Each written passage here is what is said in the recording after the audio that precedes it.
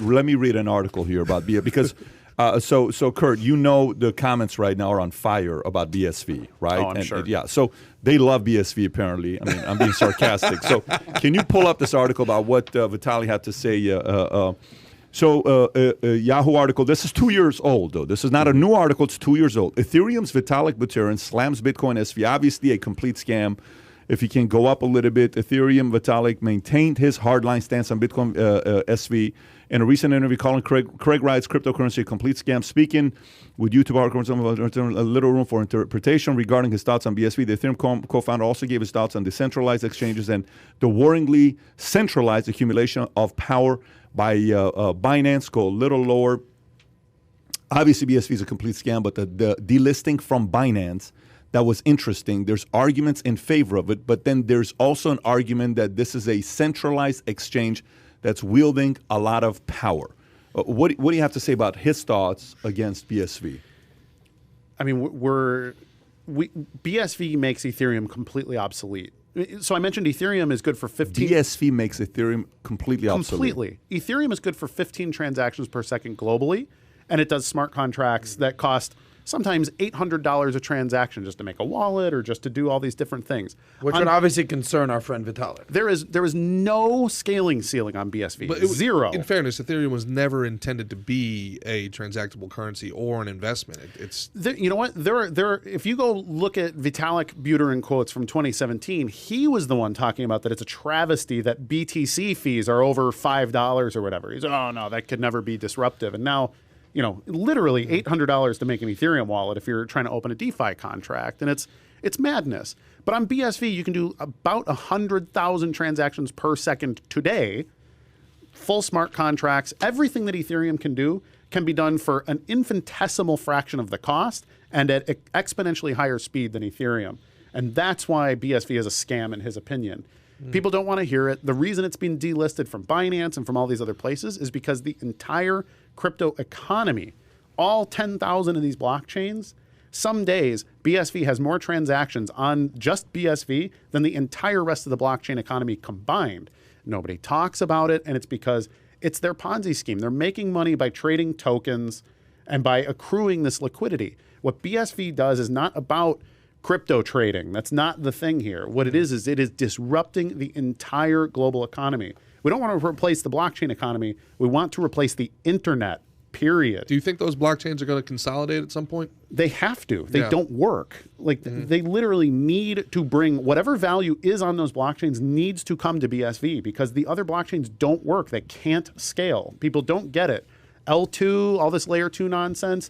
4 years ago, Ethereum's, Plasma is going to fix everything. Plasma never came out. It can't work. Elon Musk just came in. So he's in the chat. He's watching the, I'm being serious. This is the CEO of BSV. He's a Twitch guy, the right? Frog, Yeah, the frog. So he came in and he says, Bitcoin does the work of 100,000 bankers per second. Yep. What does he mean by that? That it's everything. Bitcoin is a global notary. It is a global group of bankers. It is a global data attestation service. It is the internet. That's the thing. Everything you can do if you want to. It's the deed. You buy a car with Bitcoin and it is your deed. The coin it's everything. Yeah. Every single piece of ownership, identity, and transaction, period, can happen on BSV. If we were to move the entire global economy to a blockchain today, it would have to be BSV. It could not be done on another blockchain, period. So, Chamath says 200,000 by the end of the next year. What do you think? I think he's a madman. I think he's. Here's the thing. It could be. If it does, it'll be because it's the inflation meme. It's the problem of inflation. He's a brilliant guy. Sure, but he's been wrong before. Yeah. The SPAC, I don't think it'll be. So that will primarily, if that's the case, if it's the case, it'll be primarily an indicator for how bad the economy has gotten. It will not be because of value that was created by that blockchain. So it's a hedge against hyperinflation. It is the only thing that people are using it for. That's it. Are you familiar with this Bitcoin rainbow? No, I don't think so. You're not. What is it? Okay. I mean, maybe I know it by a different name. What are we talking about? It's called the Bitcoin rainbow. Only you would know something about that. Let's hear it. This isn't a gay pride thing. No, I'm not saying that. It's just like Bitcoin rainbow price chart. You got 100 questions to ask. You're asking about Bitcoin rainbow. Because this is essentially the predictor of what's going to happen? Yes. Right. Okay. So what's it telling us? Yeah. You've never seen this? I have see seen it. this. Okay. All of a sudden, I'm teaching you something there, Bitcoin guy. Bitcoin Rainbow says Right. what? Basically, Says- this is exactly like, it's sort of like the teacher's manual. This is insane. Tell me why we shouldn't laugh at whoever made this. Seriously. Like, look at this. What is this? I don't know, but apparently it works. No, what it is you overlay it on something that exists. Like, this didn't exist 10 years ago. Somebody put this together a couple years ago at the very It was at the Adam's very boy. most. Yeah, it was Smoking me. Bloods. I did Adam's it. boy I did Smoking it. Bloods was like, this Yeah, shit my looks God. like a NFT. rainbow. So This is this is insane. not a predictor. Any rational person should look at this and laugh. Like, what is it even telling us? Well, I think we can all agree that the word rational is a very loose terminology these days with the metaverse and the NFTs and the that's Bitcoins and the that's Bitty a- Bobs. that's None a of this problem. is rational, bro. That indicates that we are in a bubble that will crash. Okay, let's talk about That's that. it. What's this bubble? You hear the Bitcoin bubble, the crypto bubble, the Dogecoin bubble. What's the bubble? It's the same reason people don't work at the burger stand anymore either. It's the same reason there's supply shortages everywhere. It's the same reason we can't get port workers to unload however 500,000 ships or whatever that are off the coast of California.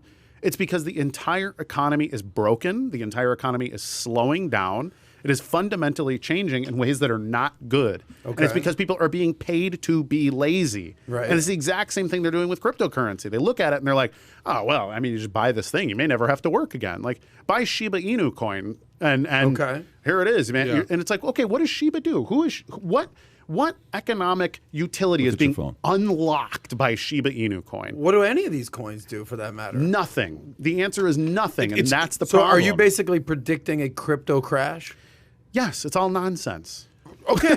But Well, I mean, you're the Bitcoin guy. So like the fact that you're saying that crypto is all nonsense, alarm bells should be going off right now. Well, no? It has to be, though. so you have to know that if Pomp was sitting here right now, we would have to separate them because they have complete opposite, Because Pomp is a Bitcoin loyalist, right? and he may be one of the best explainers of Bitcoin out there. When I listen to Palm, I say, Yeah. I walk away saying, okay, cool. So his position is a different position than a Pomp, than a there's a lot of Yes. again. Go back to the religion Civil part. War Can thing. you put up this question somebody just asked? I'm curious to know what your thoughts are on this. And then we're going to change the subject and go into Jack Dorsey and a few other guys, and maybe we'll talk about some more about this Bitcoin rainbow. But go to what I just sent you. I don't know if you see it or not. Trying to Tyler. get over. Just give me a second. Trying to get Okay. over. All right. So, anyways, I'll read it to you while he's trying to figure this out, Tyler. So, John Pitts at Equity Diamonds. I don't know if you know who he is or not. I do. Okay, you know who he is. He asks, number one question, how would BDO, an audit firm which relies on its integrity, minutes, which are independently produced, CSV has no control, not be a smoking gun that CSV equals SN?